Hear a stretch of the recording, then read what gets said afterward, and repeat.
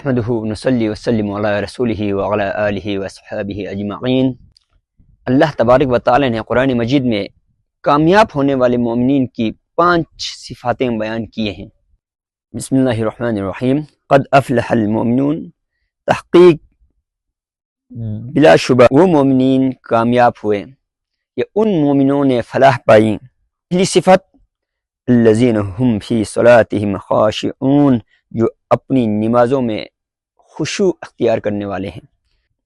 دوسری صفت والذین هم عن اللغو معرضون، جو لغو باتوں سے، بیہودہ باتوں سے اعراض کرتے ہیں، منہ پھیرتے ہیں۔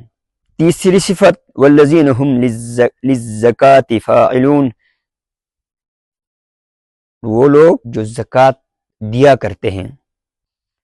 چوتھی صفت والذین هم لفروجہم حافظون، وہ لوگ جو اپنی شرمگاہوں کی حفاظت کرتے ہیں۔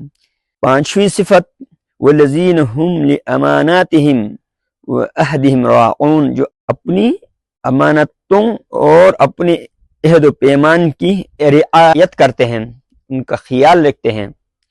چھٹی صفت والذین هم علی صلاتہم یحافظون، جو اپنی نمازوں کی حفاظت کرتے ہیں۔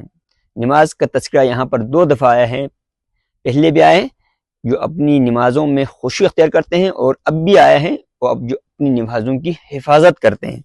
اولئک هم الوارثون الذین یرثون الفردوس، اولئک هم الوارثون، یہی ہے میراث لینے والے، الذین یرثون الفردوس، جو میراث پائیں گے فردوس کے، ہم فیہا خالدون، اور اسی میں ہمیشہ رہیں گے۔ 5 اہم صفات جو مومنین کی بیان کی گئی ہیں وہ ہیں، پہلے نمبر پہ مومن خشوع اختیار کرنے والے ہوتے ہیں نماز میں، وہ نماز میں عاجزی اور یکسوئی سے اللہ کے سامنے کھڑے ہوتے ہیں۔ نمبر 2، وہ لغو باتوں اور فضول کاموں سے دور رہتے ہیں، کیونکہ وہ بے مقصد چیزوں میں اپنا وقت ضائع نہیں کرتے ہیں۔ نمبر 3، زکوٰۃ ادا کرنے والے ہوتے ہیں، اپنی مال کی پاکیزگی کے لیے ضروری حق ادا کرتے ہیں۔